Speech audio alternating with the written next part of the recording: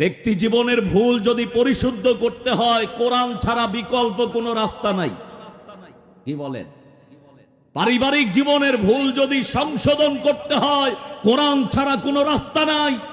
আন্তর্জাতিক পরিমণ্ডলের সকল ভুলকে সংশোধন করতে গেলে কোরআনুল কারীম দরকার। রাজনৈতিকভাবে যদি আমরা ভুল সংশোধন করে সমাজনীতি জীবনে যদি ভুল সংশোধন করতে চাই, কোরআন ছাড়া কোনো পথ আমাদের সামনে খোলা। তাহলে আগামীতে আমার জীবন কোরআন দিয়ে চলুক এটা চাই, আমার পরিবার কোরআন দিয়ে চলুক এটা চাই, আমাদের এই সমাজ কোরআন দিয়ে চলুক এটা চাই, আমাদের এই রাষ্ট্র কোরআন দিয়ে চলুক এটা চাই। আলেমরা তো এই বক্তব্যই দেয়, ন্যায় ও ইনসাফ ভিত্তিক সমাজ প্রতিষ্ঠা কোরআন ছাড়া সম্ভব নয়। সুতরাং যেই রাষ্ট্রে ন্যায় আর ইনসাফ ভিত্তিক সমাজ প্রতিষ্ঠায় কোরআন থাকবে না, যারা থাকতে চায় না, এর সাথে সম্পৃক্ত হতে দিতে চায় না, এরা মুসলমান হতে পারে না। কথা বলেন ঠিক কিনা? সুতরাং কোরআন দিয়ে সমাজ প্রতিষ্ঠিত হোক, এটা যদি চাই তাহলে আগামীর সময় সিদ্ধান্ত নেওয়া লাগবে। কোরআন আছে যেখানে আমরা আছি সেখানে, কোরআন নেই যেখানে আমরা থাকবো না সেখানে। নাহমাদুহু ওয়া নাস্তাঈনুহু ওয়া নাস্তাগফিরুহু ওয়া নু'মিনু বিহি ওয়া নাতাওয়াক্কালু আলাইহি ونعوذ بالله من شرور أنفسنا ومن سيئات أعمالنا من يهده الله فلا مضل له ومن يضلل فلا هادي له ونشهد أن لا إله إلا الله وحده لا شريك له ونشهد أن سيدنا وحبيبنا ومولانا محمدا عبده ورسوله الذي أرسله بالحق بشيرا ونذيرا وداعيا إلى الله بإذنه وسراجا منيرا فقد قال الله تعالى في كلامه المجيد وفرقان الحميد সবাই পড়ি আউযু বিল্লাহি মিনাশ শাইতানির রাজীম বিসমিল্লাহির রহমানির রহিম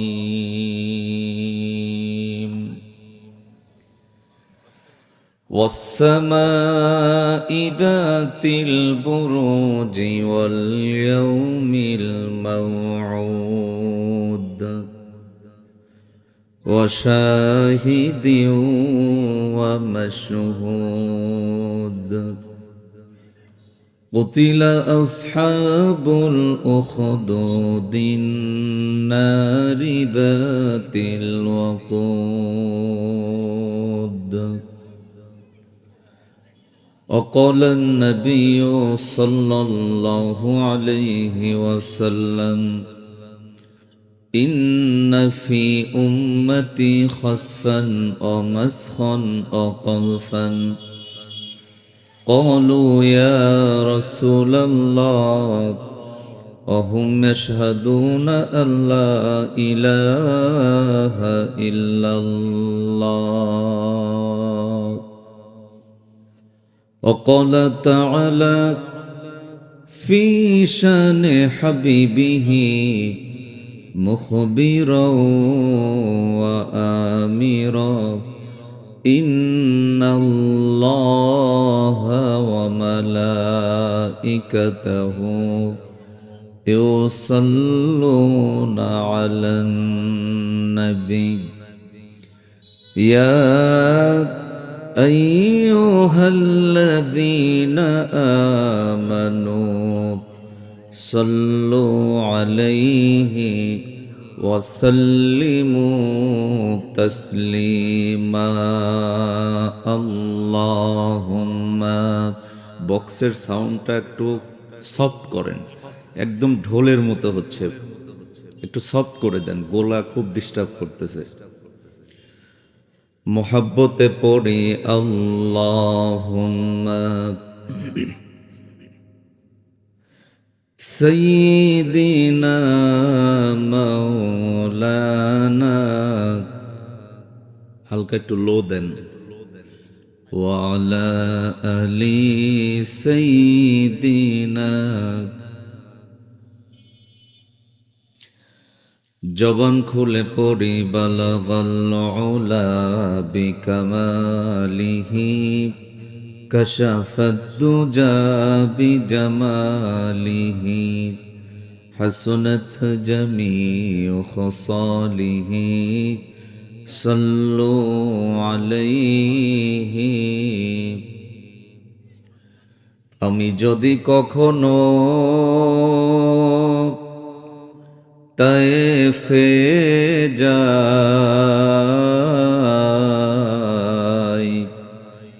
বলবো মাটিকে গিয়ে নবীজির খুন ঝরলো কোথায়। বলে দাও আজ তামাকে প্রতিশোধের দাবানল জ্বালাবো হেথায়। বালাগাল উলা বিকামালিহি কাশাফাদ দুজা বিজামালিহি হাসুনাত জামিউ খাসালিহি সাল্লু আলাইহি। আলহামদুলিল্লাহ রাব্বিল আলামিন ওয়াসসালাতু ওয়াসসালামু আলা সাইয়্যিদিল আমবিয়া ওয়াল মুরসালিন ওয়া আলা আলিহি ওয়া আসহাবিহি আজমাইন। বাংলাদেশের ঐতিহ্যবাহী বিভাগ রাজশাহী, উক্ত রাজশাহীর প্রাণকেন্দ্রে অবস্থিত রায়পাড়া যুব সংঘের উদ্যোগে আয়োজিত সর্বস্তরের তাওহীদি জনতা কর্তৃক নিবেদিত, মা বোন কর্তৃক প্রযোজিত চতুর্থ বার্ষিক ঐতিহাসিক তাফসিরুল কোরআন মাহফিলের বিজ্ঞ অভিজ্ঞ সুযোগ্য দায়িত্বপ্রাপ্ত সম্মানিত সভাপতি, বিশিষ্ট শিক্ষা অনুরাগী, মসজিদ মিশন একাডেমি রাজশাহীর সম্মানিত ধর্মীয় শিক্ষক হযরতুল আল্লাহ মাওলানা মোহাম্মদ ফরিদ উদ্দিন আক্তার, আল্লাহ সুবহানাহু ওয়া তাআলা কোরআনের মঞ্চে সভাপতিত্বের বরকতে মৃত্যুকাল পর্যন্ত কোরআনের সাথে ব্যবহৃত থাকার তৌফিক দান করুন, আমরা পড়ি আমিন। আজকের এই মহতী অনুষ্ঠানের সম্মানিত প্রধান অতিথি, রাজশাহী ২ সদর আসন, উক্ত আসনের সম্মানিত এমপি নমিনি, বাংলাদেশ জামাত ইসলামী মনোনীত জনাব অধ্যাপক ডক্টর মোহাম্মদ জাহাঙ্গীর সাহেব, আমরা দোয়া করি আল্লাহ সুবহানাহু ওয়া তাআলা জাতির এই ক্রান্তি লগনে কোরআন সুন্নাহর নিমিত্তে ন্যায় ও ইনসাফ প্রতিষ্ঠার মাধ্যমে জাতির এই রাহাবার হিসাবে আল্লাহ যেন তাকে কবুল করেন, আমরা পড়ি আমিন। সম্মানিত প্রধান মেহমান জনাব শামীম হোসেন সাহেব, আমন্ত্রিত মেহমান আলহাজ মোহাম্মদ সিরাজুল ইসলাম সাহেব, আলোচনা শুনিয়ে ধন্য করলেন আমাদের প্রিয় ভাই হযরতুল আল্লাহ হাফেজ মাওলানা আবু বকর সিদ্দিক। ইতিপূর্বে আলোচনা করেছেন হযরতুল আল্লাহ মাওলানা ইসমাইল হোসেন মাহমুদী। আজকের এই মহতী অনুষ্ঠানের মধ্যমণি, প্রধান মেহমান, প্রধান বক্তা আমার ওস্তাদ হযরতুল আল্লাহ মাওলানা রুহুল আমিন জিহাদি সাহেব, মঞ্চে উপস্থিত আছেন আমন্ত্রিত মেহমান বৃন্দের এক অংশ, আমার সামনে অবস্থানরত দীর্ঘক্ষণ থেকে অপেক্ষাকৃত আমার একান্ত শ্রদ্ধাভাজন ব্যক্তিত্ব, সম্মানিত মুরব্বিয়ান ইজম, জাতির জাগ্রত বিবেক হযরত উলামায়ে কেরাম, সমবয়সী যুবক বন্ধুগণ, পর্দার অন্তরালে অবস্থানরতা সম্মানিতা মা এবং বোনেরা, সকলকে জানাই হৃদয়ের গভীর থেকে আবারও সুন্নাত তরিকায় সালাম। সেই সাথে 16ই ডিসেম্বর মহান বিজয় দিবসের আগাম শুভেচ্ছা, প্রাণঢালা অভিনন্দন। আসসালামু আলাইকুম ওয়া রাহমাতুল্লাহি ওয়া বারাকাতুহু।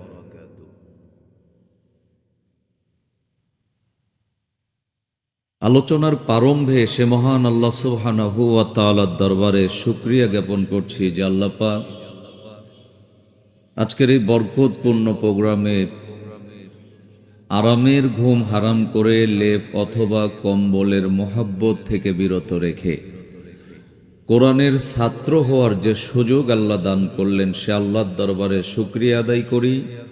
প্রাণ খুলে সবাই অন্তরের অন্তরস্থল থেকে পড়ে নিচ্ছি আলহামদুলিল্লাহ। আর একটু আওয়াজ করে পড়েন আলহামদুলিল্লাহ। অসংখ্য দরুদ ও সালাম নবী মুকাররম, বিশ্ব মানবতার শিক্ষক, নবিকুল শিরোমণি মুহাম্মদুর রাসূলুল্লাহ, সবাই পড়ি সাল্লাল্লাহু আলাইহি ওয়াসাল্লাম। সম্মানিত উপস্থিতি, মাহফিল ছোট হোক চাই বড় হোক, লোক সংখ্যা কম হোক চাই বেশি হোক, এটা বড় ব্যাপার নয়।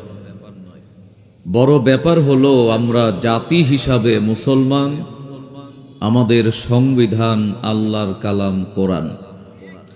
যে জাতির সংবিধান কোরআন, সেই জাতির থেকে দামি জাতি আর আকাশের নিচে জমিনের উপরে হতে পারে না। সম্মানিত বন্ধুগণ, 114টি সূরা, 30টি পারা, 6666 কিছু কম অথবা বেশি আয়াত, এই টোটালটা সমন্বয়ে মানব জাতির হেদায়েতের নেশা, মুক্তির দিশা, জান্নাতের ভিসা করে আল্লাহ একটি মানদণ্ড আমাদেরকে দান করেছেন। সেই কিতাবটার নাম কি? রাজশাহীর মানুষের আওয়াজ তো এত ছোট হওয়ার কথা নয়। সেই কিতাবটার নাম কি? আমি সেই কোরআনুল কারীম থেকে, কোরআনুল হাকিম থেকে বহুল পরিচিত একটি সূরা, সূরাতুল বুরুজ, সেখান থেকে মাত্র 5টি আয়াত আপনাদের জ্ঞাতার্থে তেলাওয়াত করেছি। সূরাটির ভেতরে আল্লাহ সুবহানাহু ওয়া তাআলা টোটাল আয়াত দিয়েছেন 22টি, রুকু সংখ্যা 1টি। সূরাটি নাজিল হয়েছে মক্কায়। তেলাওয়াত করেছি কয়টা আয়াত? সবাই একটু এক বাক্যে বলেন কয়টা? 5টা। এই সূরা আল্লাহ পাক কোন প্রেক্ষাপটে নাজিল করলেন? হয়তো 20 মিনিট আলোচনা করা যাবে, তবে আমি যতটা সংক্ষেপে বলা যায় চেষ্টা করব, কারণ আমার অনেক কথা বলা লাগবে। খেয়াল করেন,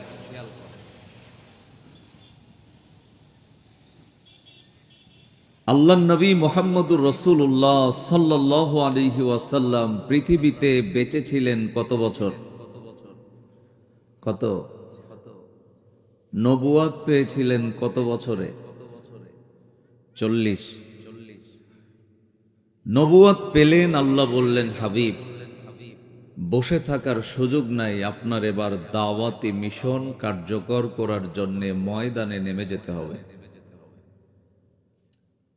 আল্লাহর নবী দাওয়াত দিলেন, সময় সীমা আল্লাহ দান করলেন, তোমার প্রাথমিক দাওয়াত হবে গোপনে, সময় 3 বছর।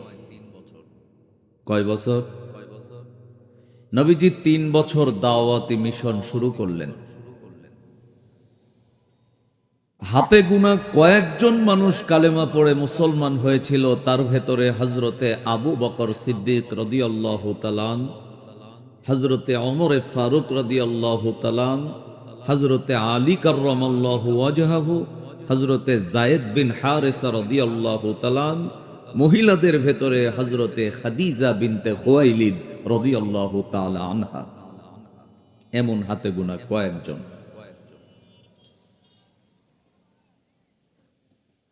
বাধা দেওয়ার সিস্টেম বন্ধ ছিল না, শত্রুতার ধরন অব্যাহত ছিল। তবে তাফসীরের আলোকে যেটা পাওয়া যায় তা হলো গোপনে দাওয়াত 3 বছর, বাধা দেওয়ার কোয়ালিটি একটু গালি দেওয়া, একটু কটূক্তিমূলক কথা বলা, ঠাট্টা বিদ্রূপ করা, টিটকারি মারা ইত্যাদি।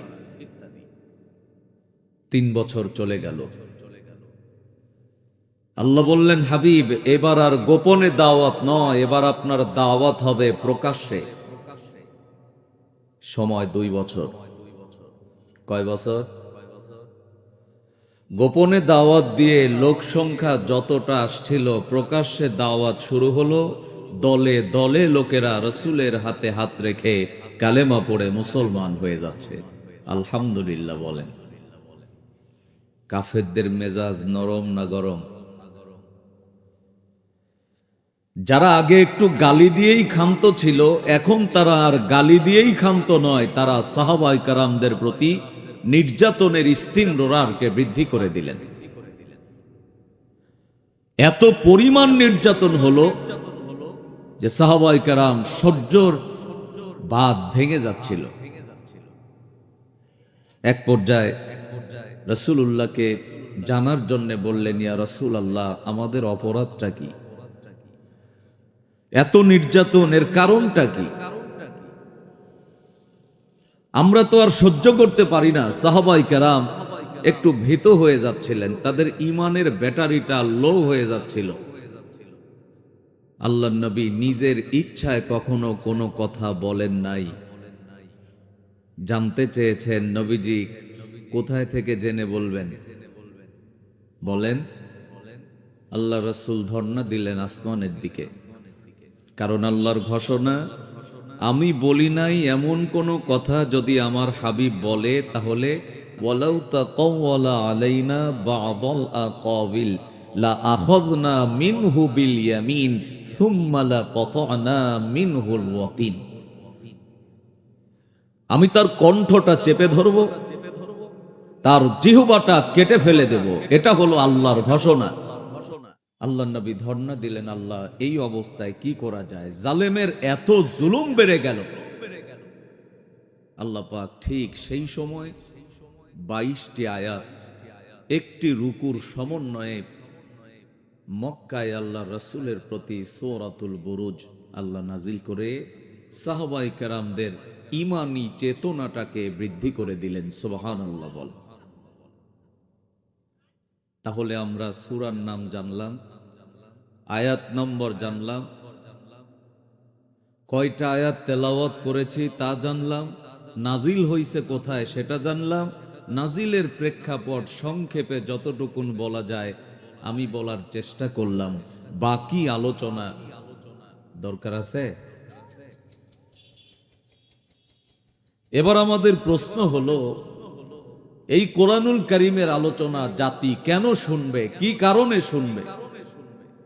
আমি আমার গবেষণায় এ পর্যন্ত প্রায় 36টি পয়েন্ট কোট করতে সক্ষম হয়েছি, যে 36টি কারণে এ জাতিকে কোরআন পড়া লাগবে, শোনা লাগবে, মানা লাগবে, আমলিয়াত জিন্দেগিতে বাস্তবায়ন করা লাগবে। আমি সেখান থেকে 2-4টা পয়েন্ট বলে যদি আমার মূল বক্তব্যে আসি, অসুবিধা আছে? জাতি কোরআন শুনছে, কেন শুনলাম এটাই যদি না বুঝে, তাহলে বাকি আলোচনা বুঝার তো অসুবিধা। এখন যদি আমরা এক এক করে কোরআনুল কারীমকে প্রশ্ন করি, বলেন তো জবাব কোরআনে আছে না নাই? আছে। শুরুতেই আমরা প্রশ্ন করলাম, কোরআন তোমার আলোচনা আমাদের কেন শুনতে হবে? আল্লাহ রাব্বুল আলামিন কোরআনুল কারীমের সূরা বাকারার শুরুতেই তার ব্যাখ্যা দিতে গিয়ে বললেন, আলিফ লাম মিম যালিকাল কিতাবু লা রাইবা ফীহি হুদাল লিল মুত্তাকিন। জোরে পড়েন আল্লাহু আকবার। একটি আয়াত পড়া শেষ হবে যখন, আমি আমার শাহাদাত আঙ্গুলি দ্বারা আপনাদেরকে ইশারা করব তখন, ইশারা করব যখন, চিৎকার মেরে আল্লাহু আকবারের আওয়াজ দেবেন তখন, এই কর্মসূচি চলবে ততক্ষণ, আখিরি মোনাজাত হবে না যতক্ষণ। রাজি আছেন যারা যারা শুরুতেই দুই হাত তুলে আল্লাহকে দেখায় দেন তারা তারা। লিল্লাহি তাকবীর, নারায়ে তাকবীর। কষ্ট হবে? আয়াতের দিকে খেয়াল করেন, আল্লাহ বললেন যালিকাল কিতাব। আল্লাহ এখানে হাযাল কিতাব বললেও বলতে পারতেন, কিন্তু তিনি যালিকা শব্দটা কেন ব্যবহার করলেন? মুফাসসির বর্ণনা করেছে, যালিকা শব্দটা দিয়ে এই জায়গার বরত্ব, শ্রেষ্ঠত্ব, মহানত্ব আল্লাহ রাব্বুল আলামিন বাড়িয়ে দিয়েছে। এরপরে আল্লাহ বললেন, এটা তো সেই কিতাব যার ভেতরে ভুল তো দূরের কথা, সন্দেহ নাই। কোরআনুল কারীমে ভুল নেই, সন্দেহ নেই। আমার সামনে যারা বসে আছেন, পাশে যারা বসে আছেন, আমি আপনাদের মনোযোগ আকর্ষণ করে বলি, সবাইকে একমত যে কোরআনে ভুল আর সন্দেহ নাই? আপনারা কি একমত? কিন্তু সবাই যে একমত হবে না, এটা আল্লাহ পাক 1420 বছর আগে জানতেন। হয়তো বলবেন, হুজুর এটা আবার কেমন কথা? এই কথাটা বলার কারণ হলো, আপনারা একত্বতা স্বীকার করলেন, কোরআনে ভুল নেই, সন্দেহ নেই, কিন্তু বাংলাদেশের টাঙ্গাইল জেলার এমন এক কুলাঙ্গারের আবির্ভাব হয়েছে। কয়েক মাস আগে তিনি বক্তব্য দিতে গিয়ে বর্ণনা করেছে সোশ্যাল মিডিয়ায়, কোরআনের অনেকগুলি জায়গায় ভুল আছে, হাদিসেরও কিছু কিছু জায়গায় ভুল আছে। নাউজুবিল্লাহ বলেন। আমি নাম বলবো না, জানোয়ারটার নাম হলো লতিফ সিদ্দিকী। নাম চিনেন? আমি বলেছি, এই অবস্থায় যদি তার মৃত্যু হয়, নতুন করে কালেমা পড়ে মুসলমান না হওয়া পর্যন্ত ওর জন্য জান্নাত হারাম, হারাম এবং হারাম, তাকে জাহান্নামেই যাওয়া লাগবে। কথা কোন ঠিক না বে? এখন আল্লাহ পাক এখানে কি বক্তব্য দিলেন খেয়াল করেন। প্রথমেই বললেন, কোরআনে ভুল তো দূরের কথা, সন্দেহ নেই। আর এই কুলাঙ্গার বলল, কোরআনের কিছু কিছু জায়গায় ভুল আছে, হাদিসেও ভুল আছে। এবার আমাদের জানা দরকার, আল্লাহ রাব্বুল আলামিন এই পারপাসে এক এক করে তিনি চ্যালেঞ্জ ছুড়ে দিয়েছেন। আল্লাহু আকবার বলেন। তাহলে আল্লাহ বলেছেন, এক নম্বরে কোরআনে ভুল নেই, সন্দেহ নেই। কিন্তু যেই কুলাঙ্গার বলেছে কোরআনে ভুল আছে, হাদিসের ভেতরেও অনেকগুলি ভুল আছে, আল্লাহ রাব্বুল আলামিন এক এক করে আবার চ্যালেঞ্জ করে দিয়েছেন। আমি আমার গবেষণায় এখনো পর্যন্ত প্রায় 38টা চ্যালেঞ্জ সূচক আয়াত কোরআনুল কারীম থেকে কোট করেছি। কয়টা? এদিকে তাকান, লুক অ্যাট মি। চেহারা আমার ভালো না, এটা আমি জানি, অজানার কিছু না। তারপরেও যেহেতু আমি কোরআন থেকে কথা বলছি, আল্লাহর ঘোষণা হলো, যারা কোরআন বলবে তাদের দিকে তাকালে সগীরা গুনাহ মাফ হবে। তা আমি তো কোরআনের কথা বলছি, আপনারা যদি ডানে বামে তাকান তো সেখান থেকে বঞ্চিত হবেন না। তা আমি তো চাই না যে আপনারা বঞ্চিত হন। চ্যালেঞ্জ সূচক আয়াত কয়টা? আমি আপাতত 38টি কালেক্ট করেছি আর কি। তার এক নম্বরে আল্লাহ রাব্বুল আলামিন চমৎকার করে বললেন, যিনি বা যারা বলেছেন কোরআনে ভুল আছে, ওই ব্যক্তিদেরকে উদ্দেশ্য করে আল্লাহ পাক 1420 বছর আগে চ্যালেঞ্জ করেছেন। কোরআনুল কারীমে শুরুতেই আল্লাহ চমৎ করে বলেন, قُلْ إِنِ اجْتَمَعَتِ الْإِنسُ وَالْجِنُّ عَلَىٰ أَن يَأْتُوا بِمِثْلِ هَٰذَا الْقُرْآنِ لَا يَأْتُونَ بِمِثْلِهِ وَلَوْ كَانَ بَعْضُهُمْ لِبَعْضٍ ظَهِيرًا।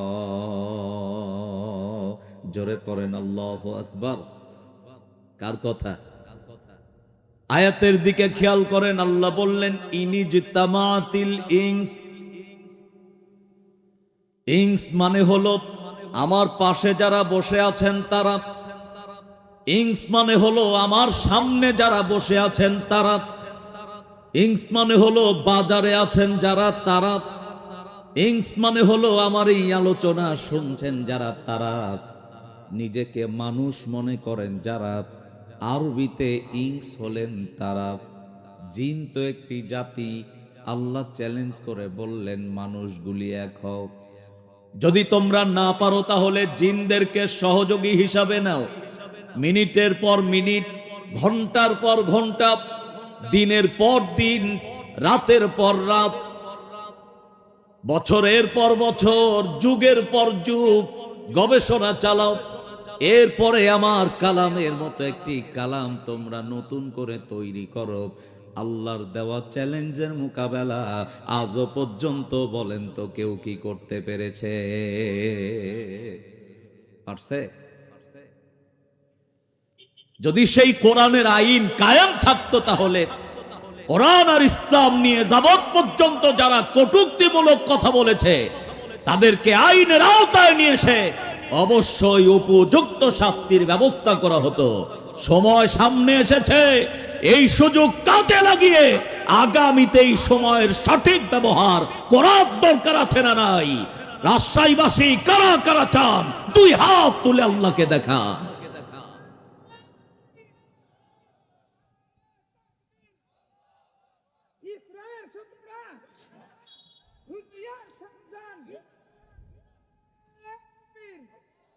খুবই কষ্ট পেলেন? তাহলে এটা 1 নাম্বার চ্যালেঞ্জ। শুরুতেই আল্লাহ বললেন কোরআনে ভুল নেই, সন্দেহ নেই। এক কুলাঙ্গারের নাম বলেছি, এমন অসংখ্য আছে, এত বলবো না, শুধু টাচ দিয়ে যাব, কারণ আমাকে অনেক দূর যেতে হবে, ঠিক কিনা? আল্লাহ রাব্বুল আলামিন দ্বিতীয় নাম্বার চ্যালেঞ্জের কথা বললেন সূরা বাকারার 23 নম্বর আয়াত। চমৎকার করে আল্লাহ পাক বলেছেন ওয়া ইন কুনতুম ফি রাইবিম মিম্মা নাযালনা আলা আবদিনা ফাআতু বিসূরাতিন মিন মিসলিহি ওয়াদউ শুহাদাআকুম মিন দুনিল্লাহি ইন কুনতুম সাদিকিন। জোরে পড়েন আল্লাহু আকবার। এখানে আল্লাহ বললেন জাতির লোকেরা এক হও, আমি আল্লাহ ব্যতীত যাকে প্রয়োজন হয় তাদেরই সহযোগিতা নাও। এরপরে গবেষণা চালাও, বছরের পর বছর গবেষণা চালাও, আপত্তি নাই। কোরআনুল কারীমের মতো একটি কিতাব নতুন করে তৈরি করা লাগবে না। 114টি সূরার ভেতর থেকে ছোট্ট একটি সূরা নতুন করে তৈরি করে দেখাও। আল্লাহর কসম করে বলি আজও পর্যন্ত এই দুঃসাহস কেউ পোষণ করতে পেরেছে? কথা বলেন। আমি এই 3টা আয়াত নিয়ে যখন স্টাডিতে বসলাম, চমৎকার তথ্য মুফাসসির দান করলেন জাতির লোকদের কাছে ব্যক্ত করো, যারা নিজেদেরকে স্বঘোষিত নাস্তিক বলে দাবি করেছে। ওরাও যখন আমার কালাম কোরআনুল কারীম গবেষণা করেছে ভুল ধরার জন্য, কোরআনুল কারীমের আকর্ষণ আর মুজিজা এই স্বঘোষিত নাস্তিকদেরকেও আস্তিক বানিয়ে দিয়েছে। সুবহানাল্লাহ বলেন। দুই একটা তথ্য দিয়ে দেই। এই পৃথিবীর শ্রেষ্ঠ বিজ্ঞানাগারের নাম হলো নাসা।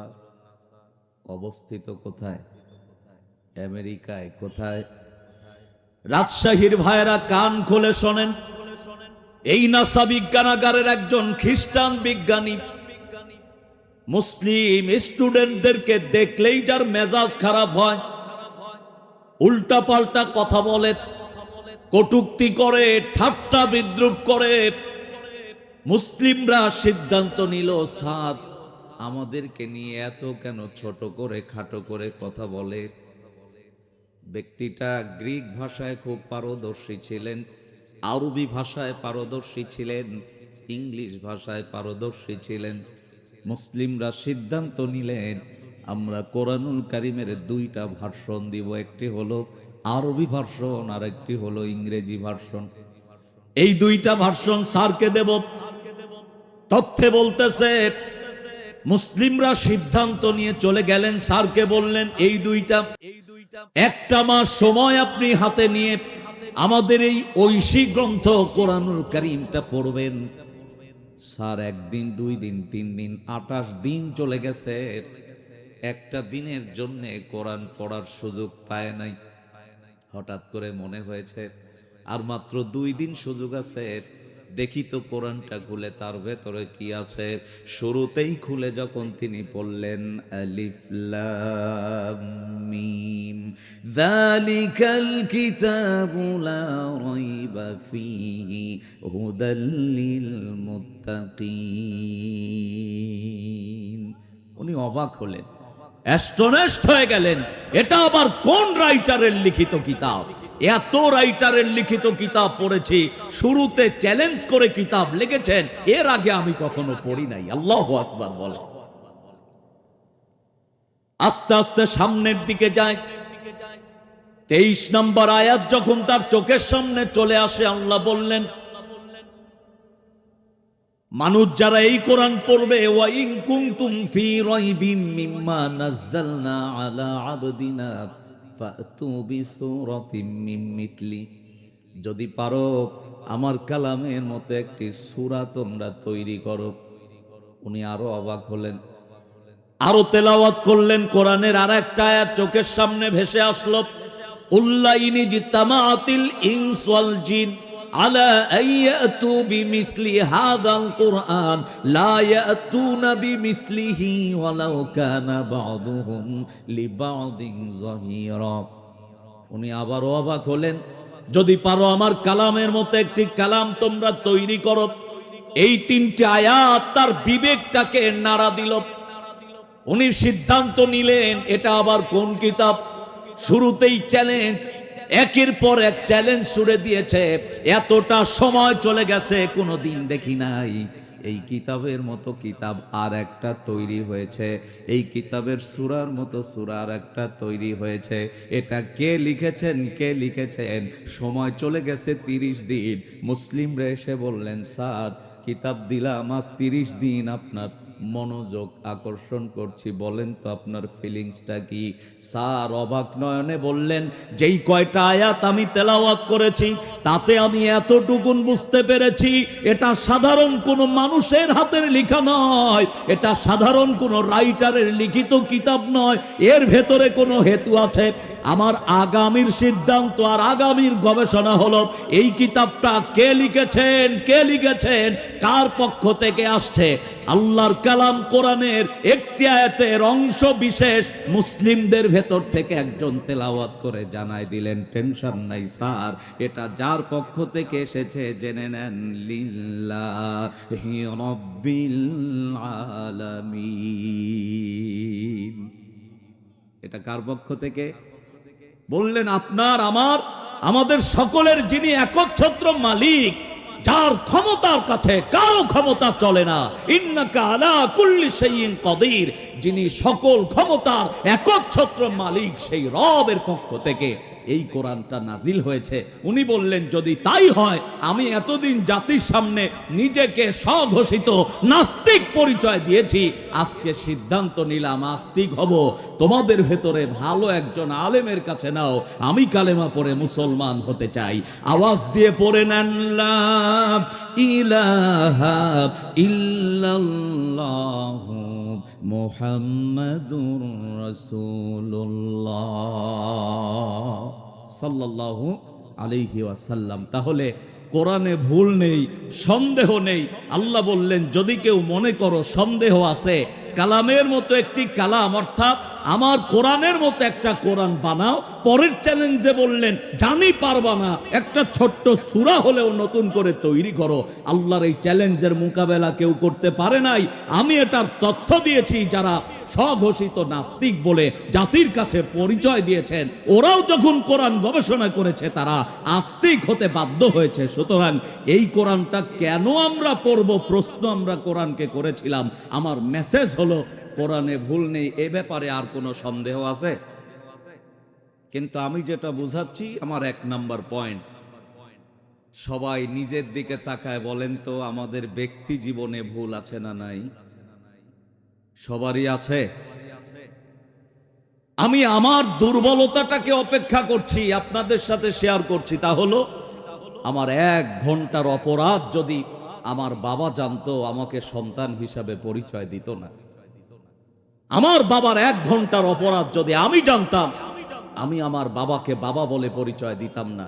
কিন্তু যেই আল্লাহ পাক এতটা জানার পরেও আমাদের জন্য রহিম আর রহমানের ভূমিকায় বারবার করে বান্দাকে ফিরে আসার আহ্বান করছে, বলেন তো সে আল্লাহর কাছে ফিরে আসার দরকার আছে না নাই?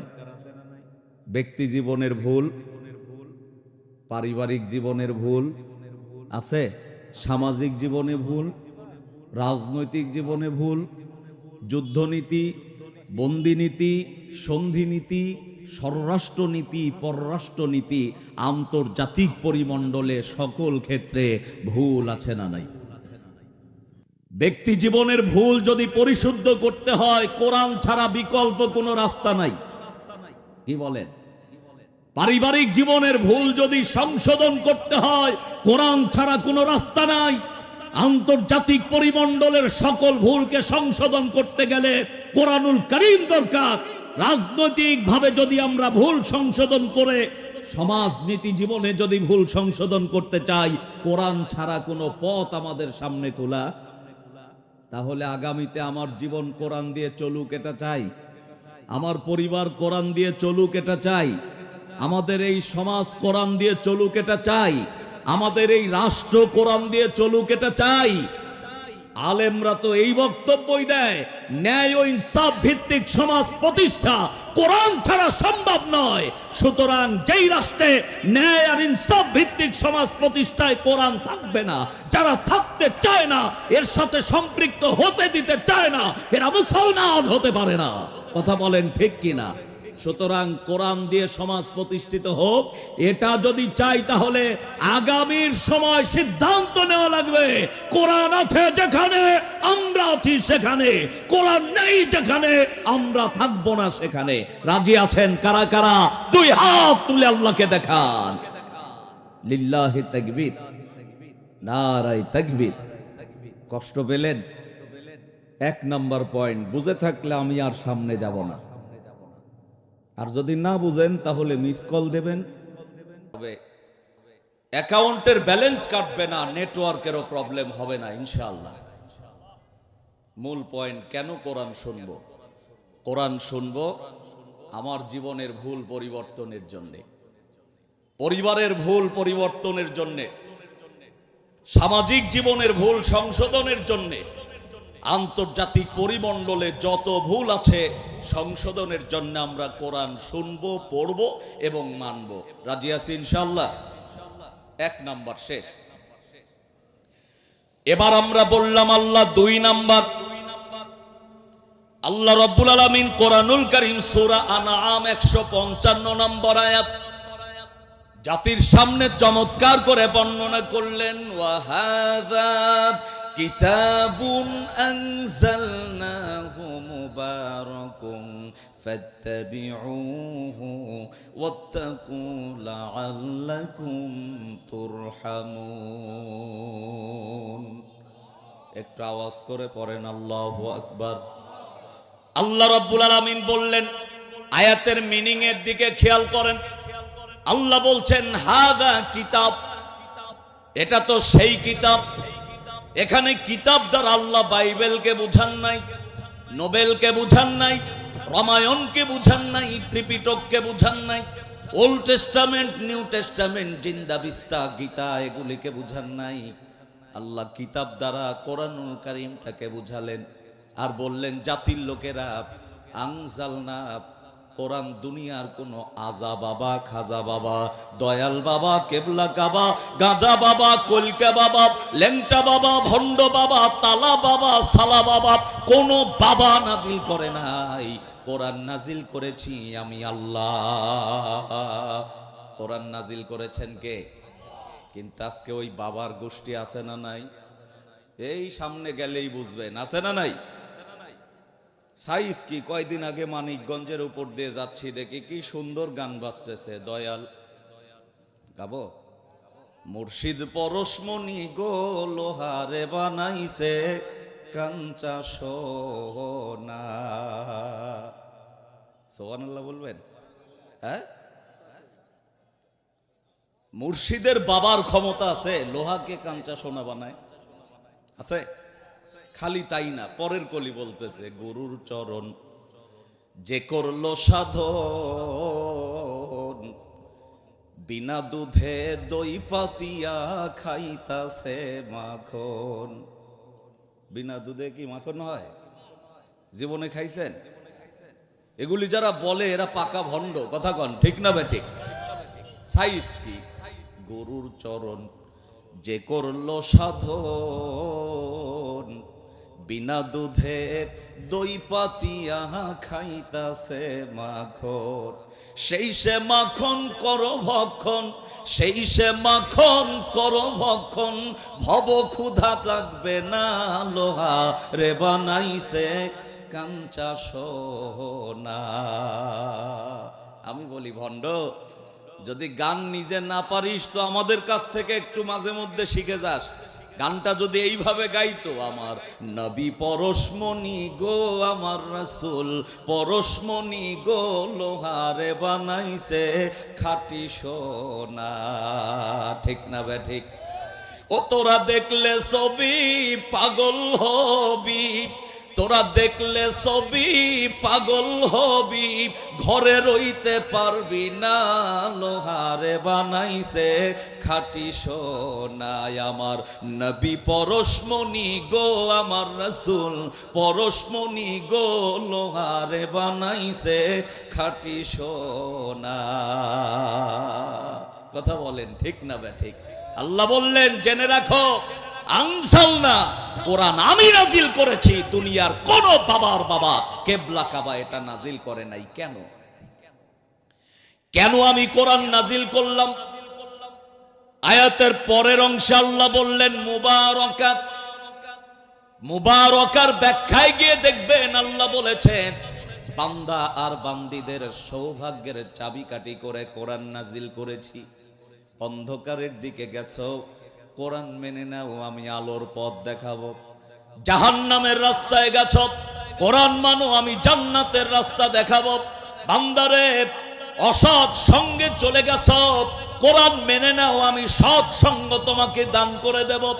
আল্লাহ বললেন শুধু তাই নয়, সিদ্ধান্ত নেওয়া লাগবে। এক নাম্বার, ফাত্তাবিউহু, অনুসরণ করা লাগবে, অনুকরণ করা লাগবে এই কিতাবটাকে। ওয়াত্তাকু, জীবনের সকল ক্ষেত্রে ভয় করা লাগবে আল্লাহকে।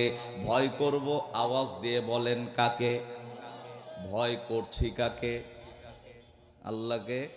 আমি আমার গবেষণায়, অতিথি সাহেব, আমার গবেষণায় যা পাইলাম তা হলো এদেশের সাধারণ কর্মী যতটা ভয় করে মেম্বারকে, এদেশের মেম্বারগুলি যতটা ভয় করে চেয়ারম্যানকে, এদেশের চেয়ারম্যানগুলি যতটা ভয় করে এমপিকে, এদেশের এমপিগুলি যতটা ভয় করে মন্ত্রীকে, এদেশের মন্ত্রীগুলি যতটা ভয় করে প্রধানমন্ত্রীকে, তার 1% যদি আল্লাহকে ভয় করতে, ওর জান্নাত ঠেকায় কে?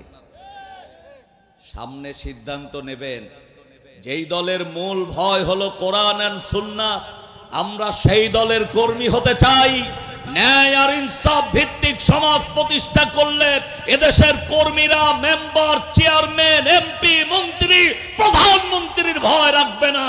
সদা সর্বদা দিনরাত 24 ঘন্টা যার ভয় থাকবে তিনি আমাদের রব আল্লাহ।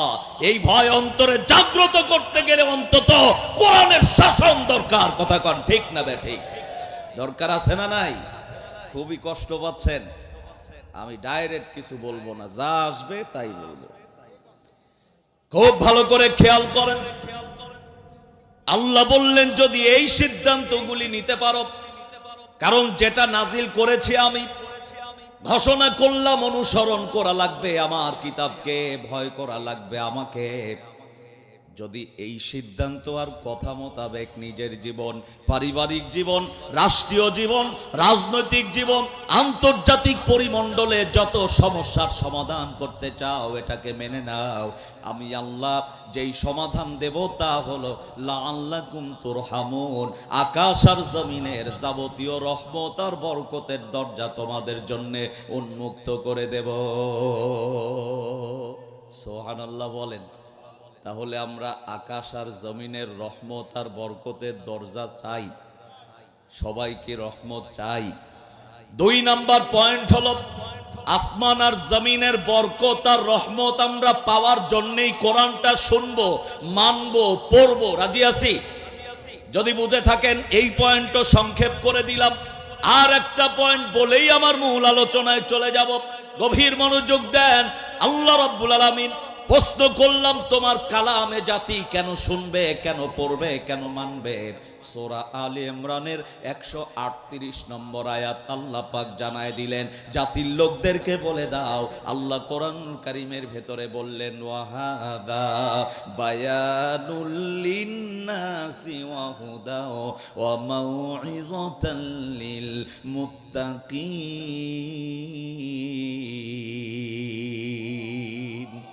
আরো জোরে পড়েন আল্লাহু আকবার।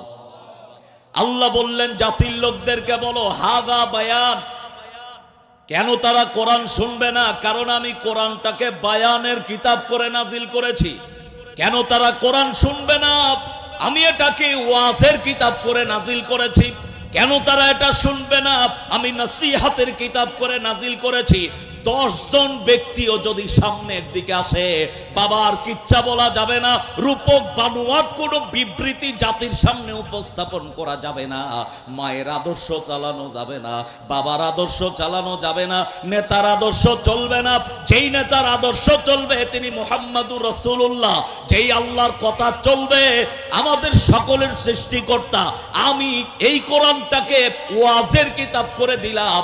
এখন কিছু ভাইয়েরা আছে যারা বক্তব্য দিতে গিয়ে বলেন মসজিদে বলা যাবে না, তা বলা যাবে না। মিয়া, মসজিদ তোমার নেতার ঘর না, মসজিদ তোমার বাবার ঘর না।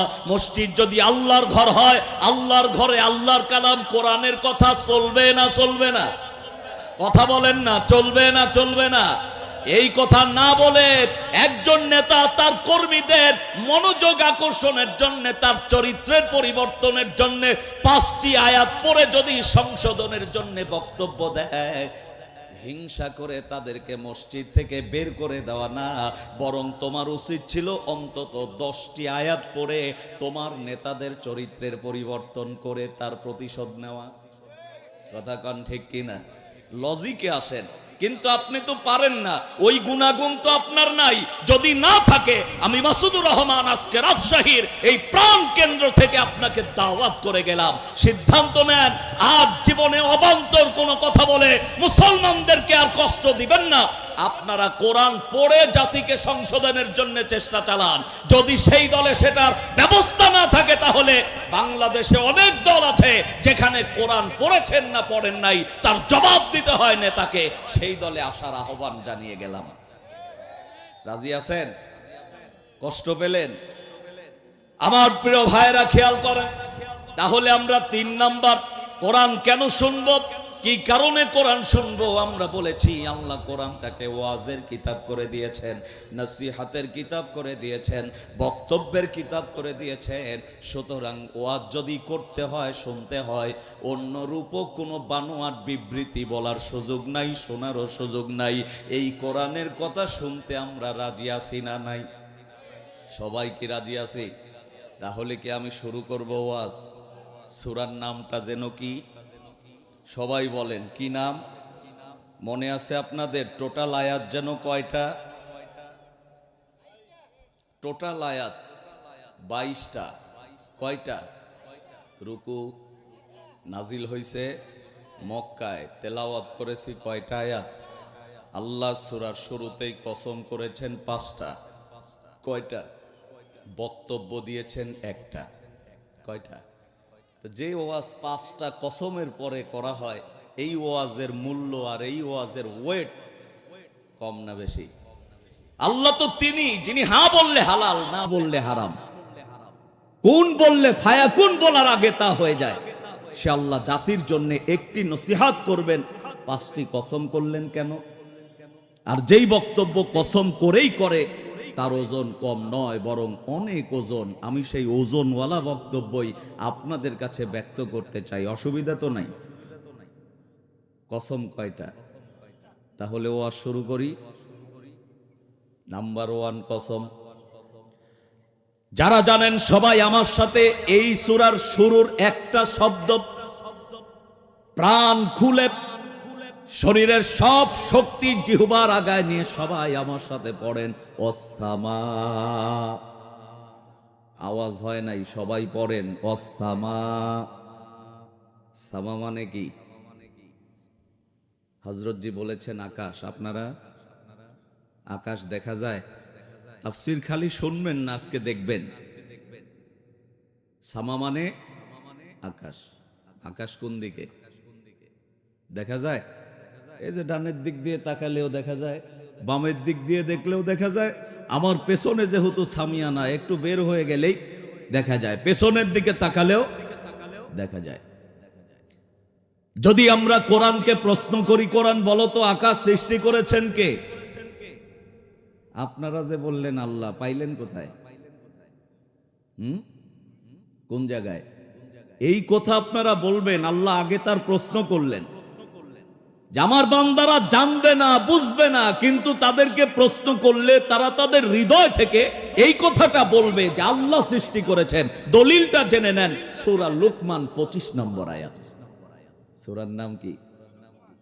আয়াত নম্বর। আল্লাহ রাব্বুল আলামিন চমৎকার করে সেই আয়াতটা বর্ণনা করে জানায় দিলেন, ওয়ালা ইন সাআলতাহুম মান খালাকাস সামাওয়াতি ওয়াল আরদ। জোরে পড়েন আল্লাহু আকবার। আল্লাহ বললেন তাদেরকে যদি প্রশ্ন করো আকাশ আর জমিন কে সৃষ্টি করেছে, ওরা কোনোদিন কোরআন খুলে দেখে নাই, ওরা কোনোদিন কোরআনের আয়াত শুনেও নাই, পড়েও নাই, কিন্তু তাদের জবান থেকে একটি কথা বের হবে, আল্লাহ আমি আল্লাহই তো সৃষ্টি করেছি। পরের অংশে আল্লাহ তার নিজের গুরুত্বটা জানায় দেওয়ার জন্য বললেন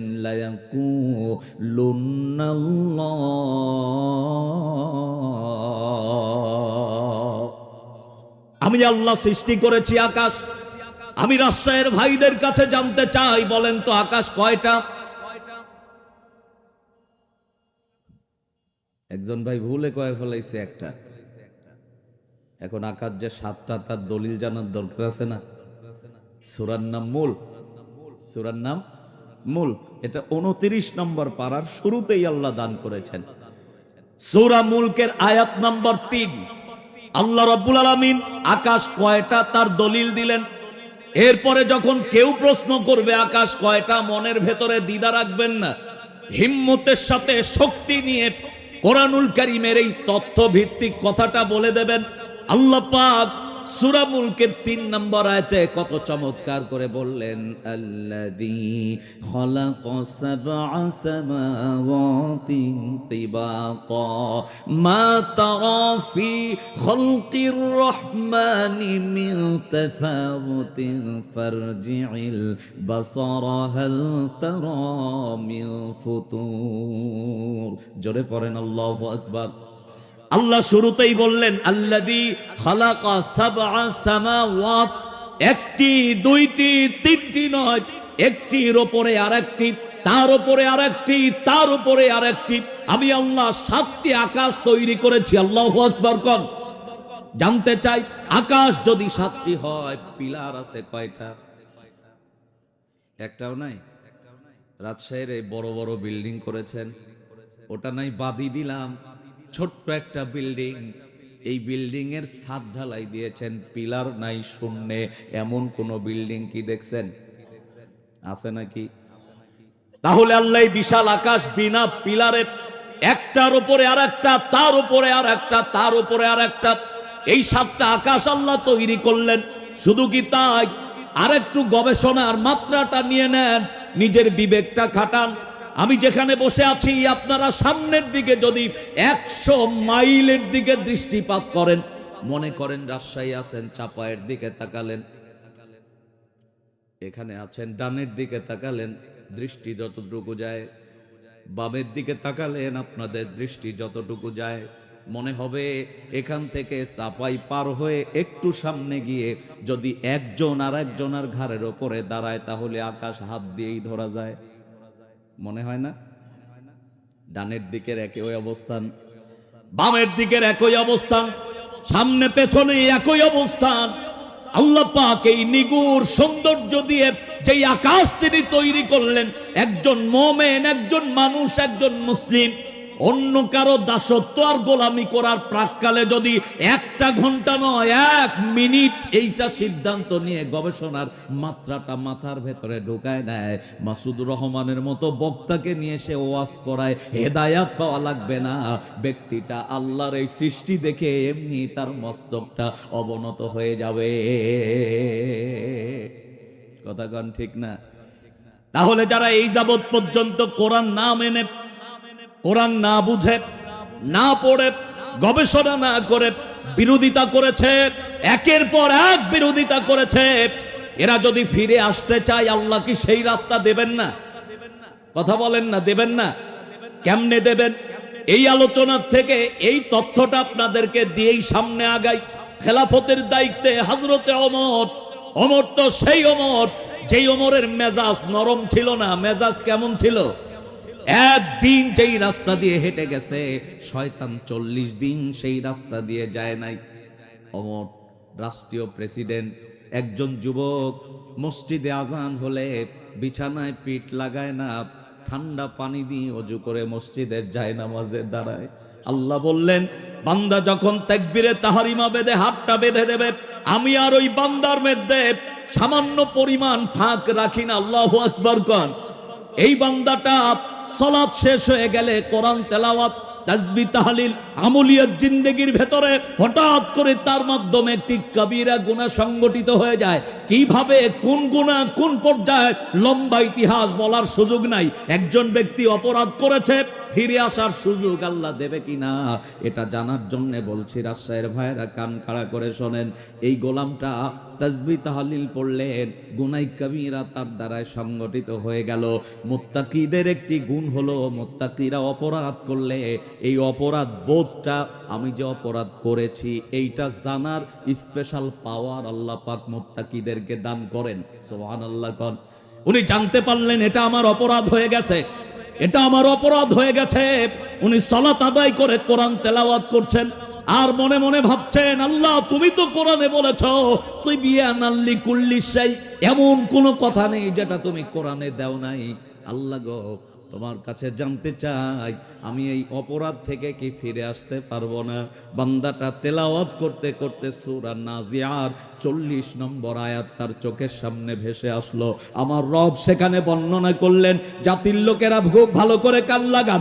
আল্লাহ রাব্বুল আলামিন সূরা নাজিয়ার 40 নম্বর আয়াতে বললেন, একজন বান্দা অপরাধ করেছে, একজন বান্দি অপরাধ করেছে, গভীর রাতে নয়, দিন রাত 24 ঘন্টার যে কোনো সময় নীরবে নিভৃতে আর অপরাধ করব না স্বীকারোক্তি দিয়ে মাথাটা নিচু করে আল্লাহর সামনে দাঁড়ায়া একটা বার যদি বলে, মালিক অপরাধ করেছি মাফ করে দাও, আল্লাহ বললেন, তুমি যে স্বীকারোক্তি দিয়ে আর জীবনে অপরাধ করবা না বললা, আমি তোমার জীবনের সকল গুনাহ মাফ করে দিলাম।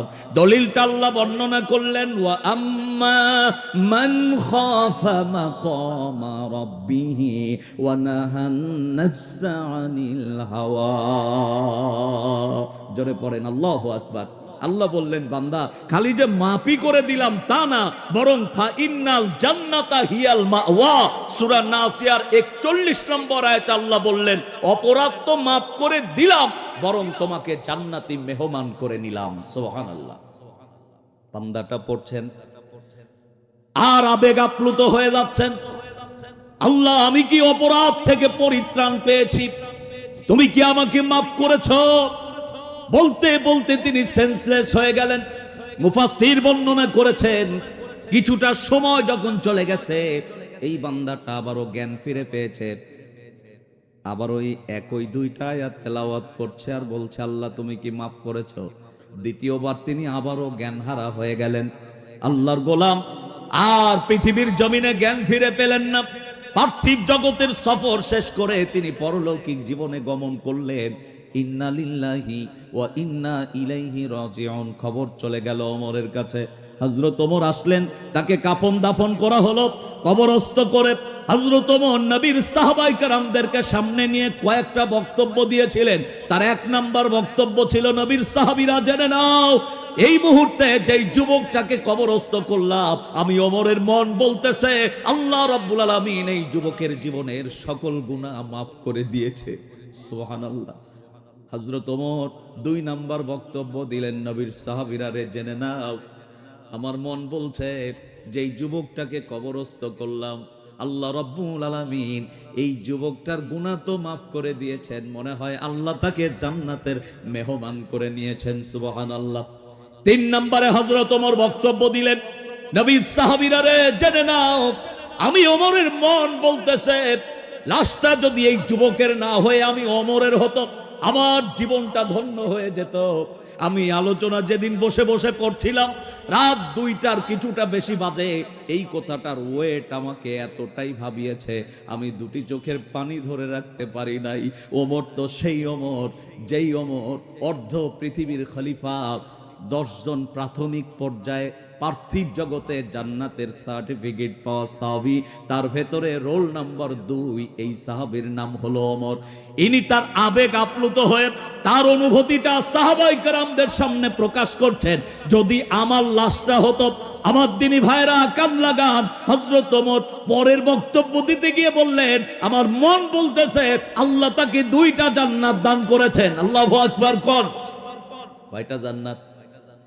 মূল বক্তব্য হলো, হযরত ওমর বলেন, যখন আমি এই কথাটা বললাম, আমার কানে কানে কে যেন আমাকে বলল, ওমর তুমি বলছো তোমার মন বলতেছে আল্লাহ তাকে 2টা জান্নাত দিয়েছেন, তবে তুমি জেনে নাও আল্লাহ রাব্বুল আলামিন ইতিমধ্যেই আমাকে 2টি জান্নাতের মেহমান করে নিয়েছে। আরো জোরে কোন সুবহানাল্লাহ। ওইটা জান্নাত। দলিল পায় নাই বলে ওমর ওই মজলিসে কোনো কিছু বলে নাই। বাসায় চলে এলেন, কোরআনুল কারীম পড়ছে, এই আওয়াজ আমি কেন শুনলাম? দলিল কোথায়? দলিল কোথায়? পড়তে পড়তে কোরআনুল কারীমের 27 নম্বর পারা সূরা আর রহমান আছে, তেলাওয়াত করছেন 46 নম্বর আয়াত, 4-6 46 নম্বর আয়াত। হযরত ওমরের চোখে পড়ে যায়। আল্লাহ রাব্বুল আলামিন যেন এখানে বললেন তাকে দুইটা জান্নাত, এই ব্যাপারে দলিলটাও আল্লাহ দান করে দিলেন। কোরআনুল কারীমের ভেতরে আল্লাহ রাব্বুল আলামিন বলছেন ওয়ালিমান খাফা মাকামা রাব্বিহি জান্নাতান। জোরে পড়েন আল্লাহু আকবার। তাই তো আমি বহু আগে লিখেছিলাম, মুমিন ভাই সময় নাই, কোরআন পড়ো, দুনিয়ার মোহাব্বত একটু ছাড়ো, কোরআন আর হাদিস পড়ে এ দুনিয়াতে মনটা গড়ো, তারপরে তুমি মরতে পারো। এ দুনিয়াতে মনটা গড়ো, তারপরে তুমি মরতে পারো। ঠিক না বেঠিক? তুমি মরবে যখন তোমায় পরাবে কাফন, কেউ হবে না আপন। দুনিয়ারি মায়া জালে থেকো না আর মেতে, বাবা মায়ের আদর ফেলে হবে তোমার যেতে। পাপ পুণ্যের হিসাব শেষে আমল হবে দিতে। মুমিন ভাই সময় নাই, কোরআন পড়ো, দুনিয়ার মোহাব্বত একটু ছাড়ো, কোরআন আর হাদিস পড়ে এ দুনিয়াতে মনটা গড়ো, তারপরে তুমি মরতে পারো। এ দুনিয়াতে মনটা গড়ো, তারপরে তুমি মরতে পারো। ঠিক তো? আল্লাহ কবুল করুন, পড়ি আমিন। তাহলে অপরাধ করেছে, ক্ষমা চেয়েছে, আর করবে না বলে স্বীকারোক্তি দিয়েছে। আল্লাহ বললেন খালি মাফি করলাম না, আল্লাহ তাকে জান্নাত দান করলেন। সূরা রহমানে আল্লাহ বললেন একটা জান্নাত না, আমি তারে দুইটা জান্নাত দান করে দিলাম। সুবহানাল্লাহ বলেন। তাহলে আল্লাহর কাছে ফিরে আসার সুযোগ আমাদের আছে? আছে। যেই তথ্যটা দিলাম এবার কান লাগান, আকাশ কয়টা? আমি তো সিস্টেম ছাড়ি নাই, মনে করবেন না যে বিক্ষিপ্ত আলোচনা, আমি গঠনমূলক আলোচনা করতে অভ্যস্ত। আকাশ কয়টা? 7টা। আমার বড় ইচ্ছা হলো আল্লাহ, তুমি তো বললে সাবআ সামাওয়াত, 7টা আকাশ তৈরি করলে। এই রাজশাহীর অঞ্চলে বড় বড় বিল্ডিং প্রথম তলার ছাদ না হলে দ্বিতীয় তলার ছাদ হয়। দেখছেন? দ্বিতীয় তলায় ছাদ দেন নাই, তৃতীয় তলায় ছাদ দিবেন, হবে? কিন্তু আল্লাহ বললেন একটার পরে আরেকটা, তার উপরে আরেকটা, আকাশ হলো 7টা। বলছেন পিলার নাই একটাও। আর আল্লাহ 7টা আকাশ বিনা পিলারে দিলেন। এটা আমাদের খুব গবেষণার বিষয়। গভীর রাতে আমি যখন তাফসীর নিয়ে বসলাম, আমার বড় কৌতূহল হলো, আল্লাহ একটার পরে আরেকটা বিনা পিলারে তুমি ছাদ বানাইছো। পার্থিব জগতের এক একটা বিল্ডিং এর ছাদ তৈরি করতে গেলে 5টা জিনিস লাগে। 1 নাম্বার পানি, 2 নাম্বার বালি, 3 নাম্বার সিমেন্ট, 4 নাম্বার ইটের খোয়া অথবা পাথর, আর 5 নাম্বার রড। এই 5টা ছাড়া কোনো বিল্ডিং এর ঢালাই হয় না। রব্বুল আলামিন আমার বড় জানার দরকার, তুমি 7টা আকাশ তৈরি করেছো, কি কি দিয়ে ঢালাই দিয়েছো? আল্লাহ পার্থিব জগতের বিল্ডিং গুলি যখন তুমি তৈরি করে, আমরা আল্লাহ গো এই বিল্ডিং এর ছাদের এক একটার পুরুত্ব মোটা করি আমরা 2.5 ইঞ্চি থেকে 11.5 ইঞ্চি বা তার থেকে কিছু কম বেশি হয়। কিন্তু আমার জানার দরকার এক একটা ছাদের ঢালাই তুমি কতটা মোটা করে দান করেছো, জানার দরকার। রাজশাহীবাসীর আছে না নাই? আমি শুধু এই তথ্য জানার জন্য একটি তাফসীর স্পেশালি কিনেছিলাম, তাফসীরে মুজিহুল কোরআন। তাফসীরের নাম কি? মুজিহুল কোরআন। আমি যখন এই তাফসীরটা খুললাম, আমি লক্ষ্য করে দেখলাম মুফাসসির বর্ণনা করেছেন এক একটা ছাদের ঢালাইয়ের পুরুত্ব হলো 30,000 কোটি লক্ষ মাইল স্কয়ার ফিট। আল্লাহু আকবার বলেন। আপনাদের অ্যাটিটিউডে মনে হচ্ছে যে এমন ঢালাইয়ের ছাদ রাজশাহী শহরে মেলা আছে নাকি? আল্লাহ বললেন 30,000 লক্ষ কোটি স্কয়ার মাইল এক একটা ছাদের ঢালাই। এরপরে মাঝখানে আবার এতটাই ফাঁকা, পরে আবার দ্বিতীয় আকাশ, এরপরে মাঝখানে আবার ফাঁকা, এরপরে তৃতীয় আকাশ, মাঝখানে আবার এতটাই ফাঁকা, এরপরে চতুর্থ আকাশ, এরপরে আবার মাঝখানে ফাঁকা এতটাই, এরপরে পঞ্চম আকাশ। এভাবে আল্লাহ 7টা আকাশ তৈরি করলেন। এবার কোন আকাশ আল্লাহ কি দিয়ে ঢালাই দিয়েছেন জানার দরকার আছে? কথা বলেন, আছে? আমি ওয়াসসামার ব্যাখ্যায় আছি, এখনো সামনে যাই নাই। কসম 5টা, 1 নাম্বার কসমে আছি, গভীর মনোযোগ দেন। আমি এবার আপনাদের জ্ঞাতার্থে বলতে চাই, আল্লাহ পাক প্রথম থেকে 7টা আকাশ কি কি দিয়ে ঢালাই দিয়েছেন এতটা মোটা করে। আল্লাহ বললেন, মাসুদুর রহমান জাতির লোকদেরকে বলো, আমি প্রথম আকাশ যেইটা দিয়ে ঢালাই দিয়েছি, দ্বিতীয় আকাশ ওইটা দিয়ে ঢালাই দেই নাই। দ্বিতীয় আকাশ যেটা দিয়ে ঢালাই দিয়েছি, তৃতীয় আকাশ ওইটা দিয়ে ঢালাই দেই নাই, ব্যবহার করি নাই সেইটা। 4টা চতুর্থ আকাশ যেটা দিয়ে ঢালাই দিয়েছি, পঞ্চম আকাশে আর সেইটা ব্যবহার করি নাই। 7টা এক থেকে এক একটা জিনিস দিয়ে ঢালাই করেছি, কারোর সাথে কারোর মিশ্রণ করি নাই। আমার দিনী ভাইরা, তাফসিরে মুজিহুল কোরআনে মুফাসসির লিখলেন, প্রথম আকাশের ঢালাই আল্লাহ দিয়েছেন কাঁচ দিয়া। কি দিয়া? সবাই যে বললেন না, কি দিয়া? কাঁচ দিয়া, মুখস্থ করে যাবেন। দ্বিতীয় আকাশের ঢালাই আল্লাহ দিয়েছেন লোহা দিয়া। তৃতীয় আকাশের ঢালাই আল্লাহ দিয়েছেন তামা দিয়া। চতুর্থ আকাশের ঢালাই আল্লাহ দিয়েছেন চাঁদি বা রূপা দিয়া। পঞ্চম আকাশের ঢালাই আল্লাহ দিয়েছেন অরিজিনাল সোনা দিয়া। ষষ্ঠ আকাশের ঢালাই আল্লাহ দিয়েছেন ইয়াকুত নামক পাথর দিয়া। সপ্তম আকাশের ঢালাই আল্লাহ দিয়েছেন মারমার নামক এক জাতীয় সাদা ধবধবে পাথর দিয়া। এটা তাফসিরে মুজিহুল কোরআনের ব্যাখ্যা। তাফসিরে কুরতুবি পড়ে দেখলাম, আল্লামা ইমাম কুরতুবি রহিমাহুল্লাহ লিখেছেন, সপ্তম আকাশ আল্লাহ ঢালাই দিয়েছেন হীরা দিয়া। আল্লাহু আকবার বলেন। মনে থাকবে? আপনাদের কি মনোযোগ আছে না শেষ করে দেব আমি, নাকি চালাবো? প্রথম আকাশের ঢালাই হলো না, বলেন সবাই একসাথে, কাঁচ। দ্বিতীয় আকাশের ঢালাই লোহা। তৃতীয় আকাশের ঢালাই তামা। চতুর্থ আকাশের ঢালাই চাঁদি। পঞ্চম আকাশের ঢালাই অরিজিনাল সোনা। ষষ্ঠ আকাশের ঢালাই ইয়াকুত নামক পাথর। সপ্তম আকাশের ঢালাই মারমার নামক সাদা ধবধবে পাথর। কুরতুবীর বর্ণনায় আসছে সপ্তম আকাশ আল্লাহ ঢালাই দিয়েছেন হীরা দিয়া। শুধু তাই নয়, আল্লাহ রাব্বুল আলামিন এই বিশাল আকাশ অসংখ্য গ্রহ নক্ষত্র দিয়ে সাজালেন। শুধু তাই নয়, কত ব্ল্যাক হোল, চাঁদ, সূর্য, এগুলি হাজার হাজার খেয়ে ফেলতে পারে এমন ব্ল্যাক হোল আকাশের ভেতরে ঘুরছে। নিগুড় তথ্য আল্লাহ দান করেছেন। এই টোটালটাকে মাত্র অসাবা একটা শব্দ দিয়ে এই 7 আকাশের কসম আল্লাহ এমনি করেন নাই, এর মাধ্যমে কাজ আছে না নাই। এটা হলো 1 নম্বর কসম। 2 নম্বর বুরুজ, প্রকাশ্য অপ্রকাশ্য 12টা বুরুজের কসম। বিজ্ঞান আজ পর্যন্ত গবেষণা করে মাত্র 2টা বুরুজের সন্ধান পাইছে, বাকি 10টার সন্ধান আজও পর্যন্ত পায় নাই। আমার দিনী ভাইয়েরা, এই 2টা বুরুজের একটা রাতে দেখা যায় আর একটা দিনে দেখা যায়। রাতে যেটা দেখা যায় সেটাকে চন্দ্র বলা হয়, চাঁদ বলা হয়। দিনে যেটা দেখা যায় ওইটাকে সূর্য বলা হয়। আমি মাসুদুর রহমান একাই দেখি না, এখানে যারা আছেন সবাই দেখেন। এই 2টা মাত্র বিজ্ঞান আজ পর্যন্ত আবিষ্কার করতে পেরেছে, তথ্য নিয়ে আসতে পেরেছে। বাকি 10টার সন্ধান আজও পর্যন্ত হয় নাই।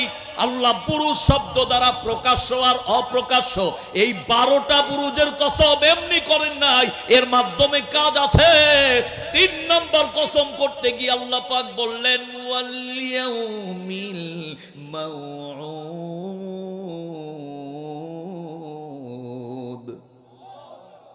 বিচার দিবসের কসম। কোন দিবসের? ওটা শুরু হবে কখন? আখেরাত, দুনিয়া, মাঝখানের যেই জগৎ তাকে বলা হয় আরবিতে বরজাক। বাংলাতে আমরা চিনি ওটাকে কবর বলে, কথা ঠিক না? সেই কবরে যাব না এমন কোন মানুষ এখানে আছেন যে হুজুর আমরা ওই কবরে যাব না, আমাদের অনেক জায়গা আছে, আমার নিজস্ব অনেক অনেক জায়গা আছে, আমরা সেখানে যাব, কবরে যাব না, উপরেই থাকবো? আছে এমন সিদ্ধান্ত কারো? যেতে হবে না? কেউ কথা বলে না, যেতে হবে না। তাই আমাদের দেশের একজন কবি তিনি লিখলেন, 6 দিন পরে নখ খসে যাবে, 9 দিন পরে চুল। 6 দিন পরে নখ খসে যাবে, 9 দিন পরে চুল।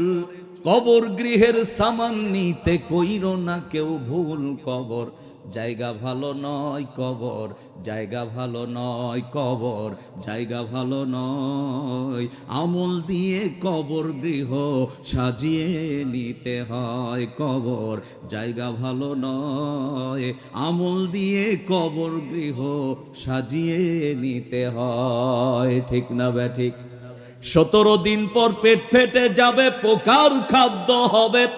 60 দিন পরে গোশ থাকবে না, কঙ্কাল পরে রবে। 17 দিন পর পেট ফেটে যাবে, পোকার খাদ্য হবে। 60 দিন পরে গোশ থাকবে না, কঙ্কাল পরে রবে। 90 দিন পর হাড়গুলি সব, 90 দিন পর হাড়গুলি সব আলাদা হয়ে রয়। কবর জায়গা ভালো নয়, কবর জায়গা ভালো নয়, কবর জায়গা ভালো নয়। আমল দিয়ে কবর গৃহ সাজিয়ে নিতে হয়। এ আমলের দরকার আছে? আল্লাহ বললেন সেই বিচার দিনের কসম, বিচার দিনের কসম, ওয়াল ইয়াউমিল মাউউদ বলেছেন। আমি কি শেষ করে দেবো ভাই? শেষ করে দিই নাকি? আর দেরি করার সুযোগ নাই। তাহলে 3টা কসম, অন্তত 5টা কসমের কথা বলেই শেষ করি। 4 নম্বর কসম আল্লাহ বললেন অশাহিদ, জুমার দিনের কসম। 5 নম্বর কসম বললেন ওয়া মাশহুদ, আরাফা দিবসের কসম। তাহলে কয়টা হলো? 1 নম্বর ওয়াসসামা, 7 আকাশের কসম। বুরুজ 12টা, প্রকাশ্য অপ্রকাশ্য বুরুজের কসম। 3 নম্বর ওয়াল ইয়াউমিল মাউউদ, বিচার দিবসের কসম। 4 নম্বর শাহিদ, জুমার দিনের কসম। 5 নম্বর মাশহুদ, আরাফা দিবসের কসম। এই 5টা কসম করে আল্লাহ যে বক্তব্য দিয়েছেন তার মূল মিনিং হলো জালেমরা ধ্বংস হোক। কুতিলা আসহাবুল উখদুদ। কারা ধ্বংস হোক? ধ্বংস হইছে? কথা কর না কে? হয় নাই? আগে যখন ওয়াজ করতাম, বিগত 17 বছর বিভিন্ন ভাবে আমাদেরকে পালিয়েও যেতে হয়েছে। এই মঞ্চ এখানে করা এটা সম্ভব হয় নাই। যিনি এই সুযোগটা করে দিলেন তিনি কে? কথা বলেন না কে? কিন্তু আমরা যখন এই অবস্থা হলো, আমরা লক্ষ্য করে দেখলাম যুগে যুগে কোনো জালেম টিকে নাই। 41 রোডম্যাপ দিয়ে কি হবে? আল্লাহ বললেন তুইজ্জু মান তাশা ওয়া তুযিল্লু মান তাশা। ইজ্জত দেই আমি, বেইজ্জত করি আমি। রান্না করা খাবার বঙ্গভবনেই আছে, মালিক নাই। কথা বলেন ঠিক না ঠিক? এখনো আমরা মাঝে মধ্যে দেখি ফেসবুকের ভেতরে, আমার কি অপরাধ, আমার কি অপরাধ, অন্তর জ্বালা। কথা কন ঠিক না ঠিক?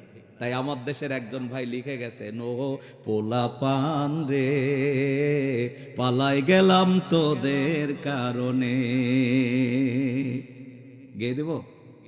ও পোলা পান রে পালাই গেলাম তোদের কারণে। কেন? রিজার্ভ ফান্ড বস্তায় ভরে দিনের ভোট রাতে করে। ঠিক না ঠিক? রিজার্ভ ফান্ড বস্তায় ভরে দিনের ভোট রাতে করে। উন্নয়নের গান ধরে, উন্নয়নের গান ধরে, তবু তোদের মন পাইলাম না রে। পালাই গেলাম তোদের কারণে। বলেন ও পোলা পান রে আমি পালাই গেলাম তোদের কারণে। আল্লামা সাইদি সাহেব, আল্লাহ তাকে শহীদ হিসাবে কবুল করুন, বলুন আমিন। তিনি বলেছিলেন গোড়া ধরে নাড়া দিলে পড়বে কোথায়? গেছে কোথায়? আমি তো বলি আল্লাহর ওলি যদি কাউকে বলতে হয় ইনাকে বলা দরকার। আয়াতের পুঁজিতে যতটা ভবিষ্যৎবাণী করেছেন সব বলে গেছে। ঠিক না ঠিক? বলে নাই? তিনি লিখেছেন সেই আঙ্গিকেই বলা। এখন আমি বাংলা ছাড়ি পড়ে আসি মামু বাড়ি। ঠিক না ঠিক? এখন আমি বাংলা ছাড়ি পড়ে আসি মামু বাড়ি, নিয়ে যারে তাড়াতাড়ি, আরো কিছু মানুষ মারি, লাশের ওপর নৃত্য করার সুযোগ দিলি না রে, পালাই গেলাম তোদের কারণে। বলেন ও পোলা পান রে, পালাই গেলাম তোদের কারণে, ও পোলা পান রে, আমি পালাই গেলাম তোদের কারণে। আমি চেষ্টা করেছি বক্তব্য কেন কোরআন শুনবো, দিয়েছি পয়েন্ট 3টা। সূরা বুরুজ, কেন কোরআনের আলোচনা শুনবেন, আল্লাহ একটা নসিহা করার জন্য কসম করেছেন 5টা। আমি চেষ্টা করেছি আমার সময় অনুপাতে একটু ডানে বামে না গিয়ে, যেহেতু প্রাণ কেন্দ্রে মাহফিল, আমি কোনো ধরনের বাজে কথা বলার চেষ্টা করি নাই। কোরআনুল কারীমের হক আদায় কতটুকুন করতে পেরেছি জানি না। আল্লাহ যেন তার পরিপূর্ণতা দান করেন। আমার জন্য দোয়া করবেন, আল্লাহ যেন আমাকে জ্ঞানের জগতে শ্রেষ্ঠত্ব অর্জন করে দেশ ও জাতির আশা আকাঙ্ক্ষার কাঙ্ক্ষিত ব্যক্তি হিসাবে কবুল করেন। যতটুকুন কথা বলেছি আল্লাহ ভুল ত্রুটি মাফ করে দেন, আমুলিয়াত জিন্দেগিতে বাস্তবায়ন করার তৌফিক দান করেন। বেঁচে থাকলে দেখা হবে আবার, মারা গেলে দেখা হবে হাসরের মাজার। কেউ হবেন না আলোচনা শুনে বেজার।